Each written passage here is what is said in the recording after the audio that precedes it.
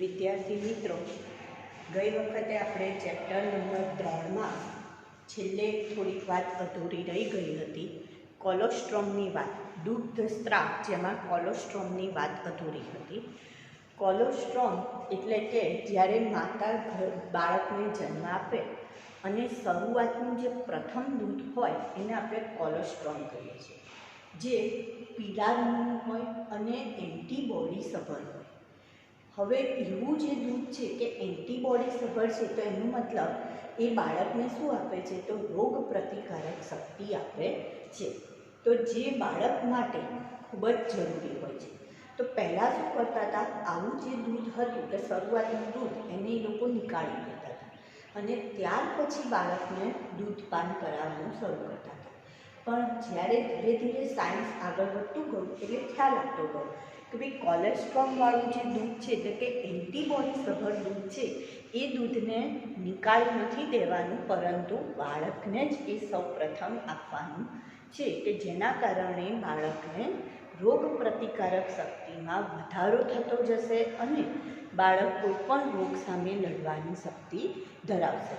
તો દુગ્ધ સ્ત્રાવમાં આપણે સ્તન ગ્રંથિ વિશે આગળ ભણી ગયા હતા કે એના જે કોષો છે એની અંદર દૂધનો ભરાવો થશે. તો આપણે આગળ પણ કહ્યું કે જેમ પ્રોલેક્ટિન અંતઃસ્ત્રાવ જે છે એ ઉત્પન્ન થશે, એનું પ્રમાણ વધશે અને એના કારણે આ દુગ્ધ સ્ત્રાવનો સ્ત્રાવ થશે અને એમાંથી બાળક એમ કે પોષણ મેળવશે. એવું કહેવાય કે લગભગ બાળક એમ કે 7-8 મહિનાનું થાય કે 9 મહિનાનું થાય ત્યાં સુધી તો માતાએ દૂધપાન કરાવવું જોઈએ અને 5 મહિનાનું થાય ત્યાં સુધી તો માત્ર દૂધપાન કરાવવું જોઈએ અને ત્યાર પછી એને અન્ય એમ કે ફ્રૂટનો જ્યુસ અથવા તો દાળનું પાણી એ બધું પછી આપવું જોઈએ 5મા મહિના પછી. તો એના કારણે બાળકમાં તંદુરસ્તી વધે છે. તો હવે ત્રીજું ચેપ્ટર પૂરું થયું અને હવે આપણે ચોથા ચેપ્ટરની વાત કરીએ, પ્રાજનનિક સ્વાસ્થ્ય. તો પ્રાજનનિક સ્વાસ્થ્ય એટલે શું? પહેલી તો વાત એ જ આવે કે પ્રાજનનિક સ્વાસ્થ્ય કોને કહેવાય? તો સ્વાસ્થ્ય એટલે કે પ્રજનન સંબંધી જ્યારે સ્વાસ્થ્યની વાત આવે કે એને આપણે પ્રાજનનિક સ્વાસ્થ્ય કહીએ. તો આમાં શું માત્ર એક સ્વચ્છતાની વાત આવશે કે પ્રજનન સંબંધી સ્વસ્થતા અથવા તો સ્વચ્છતા? તો ના, માત્ર એક જ પાસા ઉપર આપણે વિચાર નથી કરવાનો. અહીંયા પ્રજનનના ભાવનાત્મક, સામાજિક દરેક પાસાનો સમાવેશ કરેલો છે. તો હવે પ્રજનનના ભાવનાત્મક અને સામાજિક પાસા એટલે કેવા? તો પ્રજનન સંબંધી ભાવનાત્મક પાસા એટલે એવા પાસા કે કેટલીક વખતે આપણે જોઈએ છીએ કે સ્ત્રી મેચ્યોર નથી હોતી, તેમ છતાં એની સાથે સંબંધ બાંધવામાં આવે છે, જેને આપણે જબરજસ્તીનો સંબંધ અથવા તો રેપ તરીકે ઓળખીએ છીએ. તો એનો મતલબ એની ભાવનાઓ સાથે ખિલવાડ થાય અને એ માટે એટલે એને આપણે ભાવનાત્મક તરીકે, કે જ્યાં સુધી સ્ત્રી સંપૂર્ણપણે કોઈ પુરુષ સાથે સંબંધ બાંધવા તૈયાર નથી, એની ભાવનાઓને સમજવી પડે અને જો એ ભાવના ઇવન એક પતિ અને પત્ની એ પણ એકબીજા સાથે ત્યારે જ સંબંધ બાંધે જ્યારે બંનેની મંજૂરી હોય તો એને આપણે ભાવનાત્મક પાસું કહીએ છીએ. ઘણી વખતે આપણે ઘણી જગ્યાએ તમે એવું વાંચ્યું હશે અથવા એવું સાંભળ્યું પણ હશે કે કોઈ સ્ત્રી એમ કહે કે મારો પતિ તો એમ કે હાવ જાનવર જેવો છે. તો આ જે જાનવર જેવું છે એનો મતલબ શું થાય છે કે એ સ્ત્રીની મરજી વિરુદ્ધ એની સાથે સ્ત્રીની ઈચ્છા નથી હોતી તો પણ એની સાથે સંબંધ બાંધતો હોય છે. માટે તો અહીંયા આપણે પ્રજનનનું ભાવનાત્મક પાસું આ રીતના કહીએ છીએ. સામાજિક પાસાનો વિચાર કરવાનો આવે છે અથવા સામાજિક પાસાનો સમાવેશ. તો સામાજિક પાસું એટલે કયું પાસું? તો સામાજિક પાસામાં આપણે એવું કહીએ છીએ કે જ્યારે પણ એની ઉંમરની એક વાત આવે છે કે સ્ત્રી અને પુરુષ, સ્ત્રીના પ્રજનન અંગો, ધારો કે ઋતુસ્ત્રાવની શરૂઆત તો 12 થી 13 વર્ષની ઉંમરમાં થઈ જ જતી હોય છે અને છોકરાઓની વાત કરીએ તો 12 થી 14 વર્ષની ઉંમર થાય ને એમનામાં દાઢી મૂછનો વિકાસ આ બધું થઈ જ ગયું હોય છે. તેમ છતાં આપણે શું કહીએ છીએ કે 18 વર્ષની સ્ત્રી અને 21 વર્ષનો પુરુષ, આ એક એમનામાં મેચ્યોરિટીની વાત છે કે જ્યારે આવી મેચ્યોરિટી આવે ત્યારે જ તેમના લગ્ન કરાવવા જોઈએ અને પછી જ એમને સંબંધ બાંધવો જોઈએ. તો આ કયો સમાવેશ થયો? સામાજિક પાસાનો સમાવેશ થયો. અત્યારે આપણે જોઈએ કે ઘણા લોકો જ્યારે કોલેજમાં આવે અને એકબીજા સાથે રિલેશનમાં આવી જાય, બીજા સાથે પ્રેમ કરવા લાગે કે કંઈ પણ, તો એવા સમયે લોકો પોતાની મર્યાદા ભૂલાઈ ચૂકે છે અને મર્યાદા તોડી દે તો એ ખરેખર યોગ્ય નથી. એટલે કે ભાવનાત્મક અને સામાજિક પાસાનો સમાવેશ. હવે જે WHO છે, વર્લ્ડ હેલ્થ ઓર્ગેનાઇઝેશન, એમણે પ્રાજનનિક સ્વાસ્થ્યની વ્યાખ્યા આપી છે. જે વ્યાખ્યા એવું કહે છે કે પ્રાજનનિક સ્વાસ્થ્ય એટલે પ્રજનનના બધા જ પાસા સહિત, બધા જ પાસા એટલે આપણે આજે વાત કરીએ ને ભાવનાત્મક સામાજિક, તો પ્રજનનના બધા જ પાસા સહિત સંપૂર્ણ સુખાકારી, એટલે કે હવે સંપૂર્ણ સુખાકારી શેમાં છે? તો શારીરિક, ભાવનાત્મક, વર્તનાત્મક અને સામાજિક સ્વાસ્થ્ય. સંપૂર્ણ સુખાકારી એક સ્ટોપ થઈ જાય. પ્રજનનના બધા જ પાસા સહિત સંપૂર્ણ સુખાકારી એટલે પ્રાજનનિક સ્વાસ્થ્ય, બરાબર? અને પ્રાજનનિક સ્વાસ્થ્ય કહેવાય. તો હવે સંપૂર્ણ સુખાકારી કોને ગણીશું?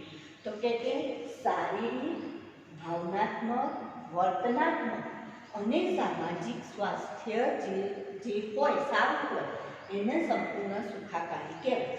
શારીરિકની અમુક ઉંમર આપણે જોઈએ છીએ ને, ઘણી વખતે ન્યૂઝપેપરમાં આવે કે 6 મહિનાની બાળકી ઉપર રેપ થયો, તો એનું સ્વાસ્થ્ય સારું છે? શારીરિક ના, બરાબર?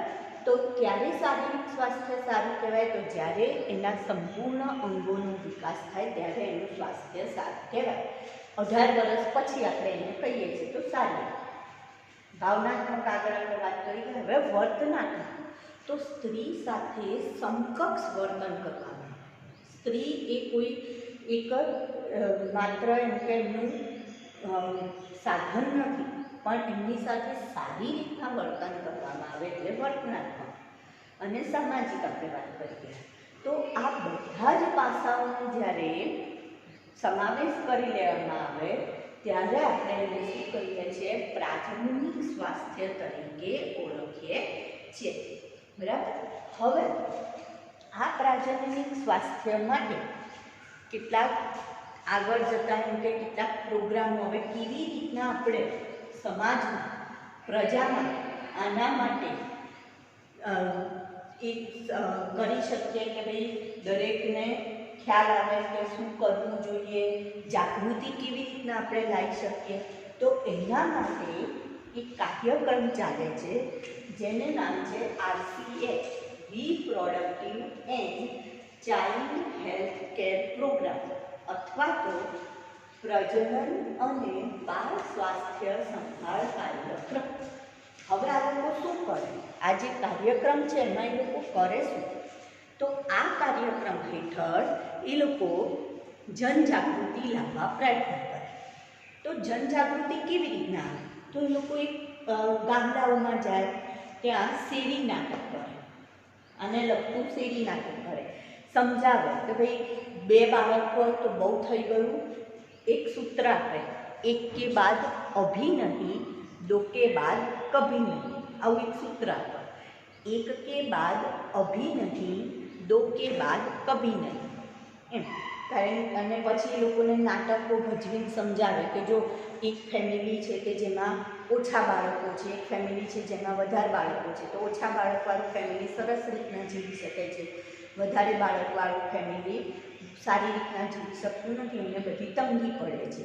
તો આવી રીતના નાટક દ્વારા શેરી નાટકો કરે. પછી એ લોકો પેમ્ફલેટ છપાવે અને પેમ્ફલેટો બધાને છે અને લોકોમાં જાગૃતિ લાવે. નસબંધી માટે લોકોને સમજાવે કે ભાઈ તમારે હવે આટલા બધા બાળક થઈ ગયા તો હવે તમારે જરૂર નથી.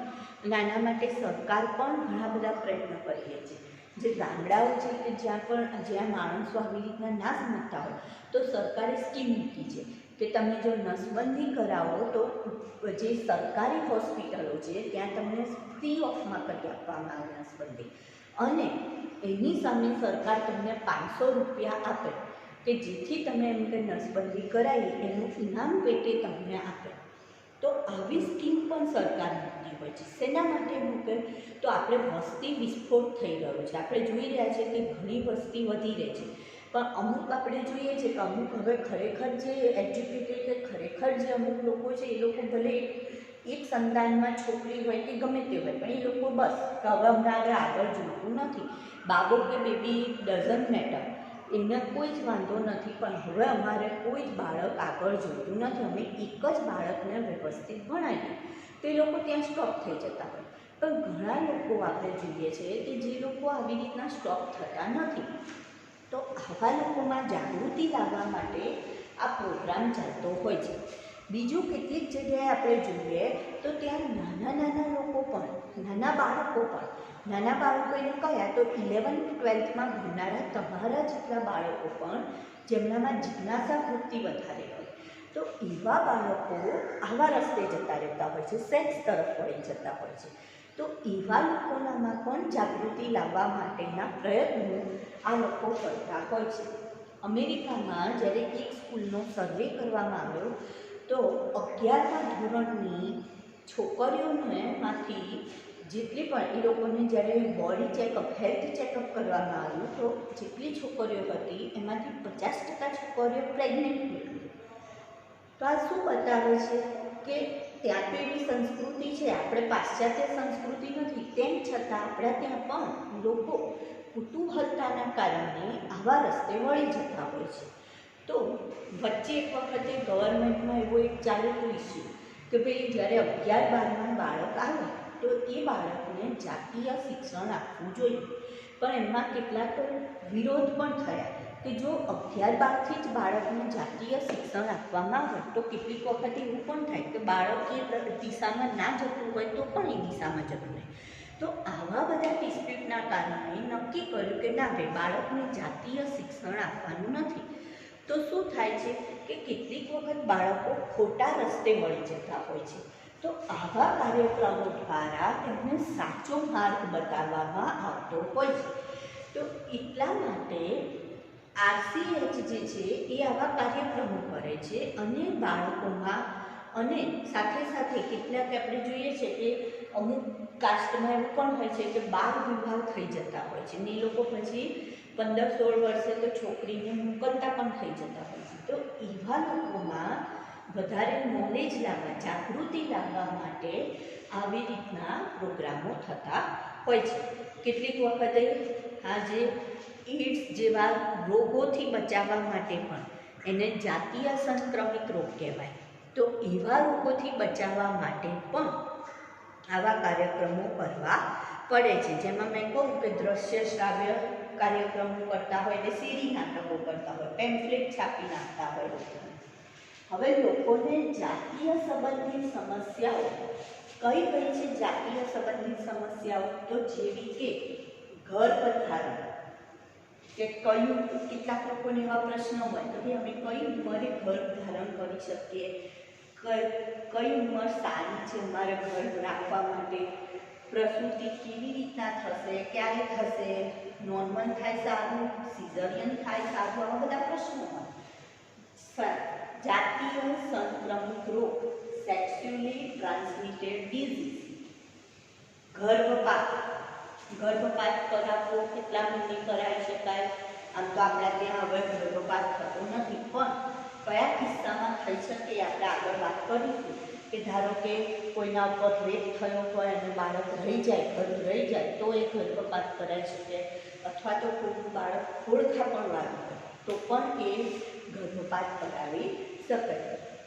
ગર્ભ નિરોધકોનો ઉપયોગ, કયા નિરોધકો સારા, કયા નથી સારા, ઋતુસ્રાવ સંબંધિત સમસ્યા, અફળદ્રુપતા, કે કોઈને બાળક થતું જ નથી, રહેતું નથી, તો સ્ત્રીમાં ખામી છે કે પુરુષમાં, આ બધા માટે ડાક્ટરી સહાયતા એટલે શું? તો ડૉક્ટરની હેલ્પ લેવી, એટલે ડૉક્ટરને પૂછવું, મળવું અને એમની દેખરેખ હેઠળ ઘણા આપણે સરકારી દવાખાનાની અંદર એ લોકોને મોકલવા અને ત્યાં એમની દેખરેખ હેઠળ એમનો ઈલાજ કરાવવો. આ જે કાર્ય આ બધું છે એ આ લોકો ધ્યાન રાખતા હોય છે કે ભાઈ આ યોગ્ય રીતે થઈ રહ્યું છે કે નહીં.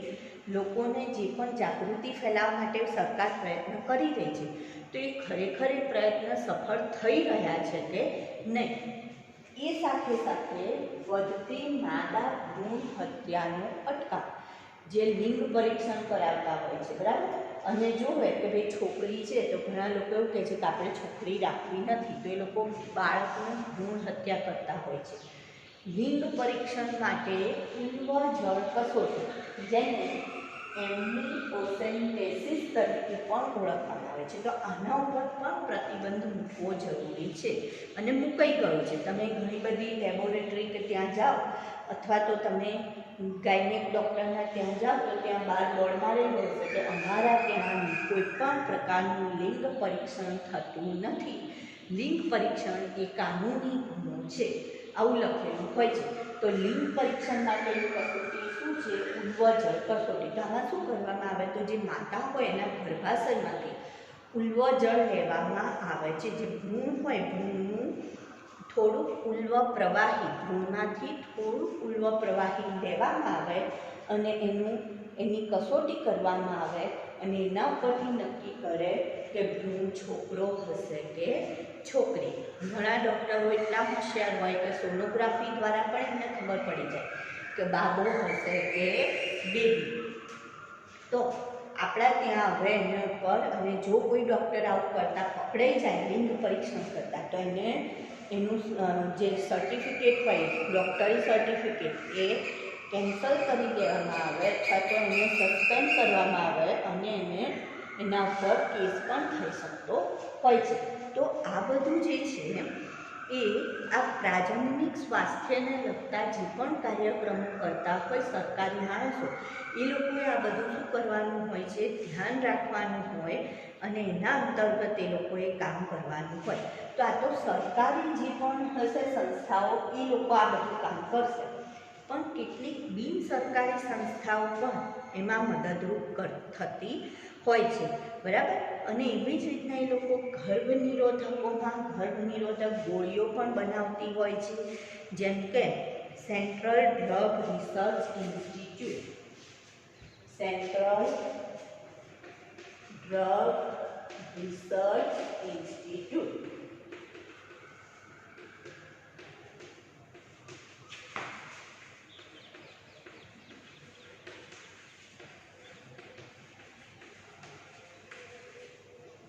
તો આ જે ઇન્સ્ટિટ્યૂટ છે એ લખનઉમાં છે અને ભારતના વૈજ્ઞાનિકો ત્યાં રિસર્ચ કરે છે. એ લોકો ડ્રગ્સ બનાવે એટલે કે ગોળીઓ બનાવે છે કે જે ગર્ભ નિરોધક ગોળી તરીકે કામ કરે છે. તો આમ જાતીય સંબંધિત જે પણ જાણકારી હોય એ બધી જ રાખવી જરૂરી પડે છે.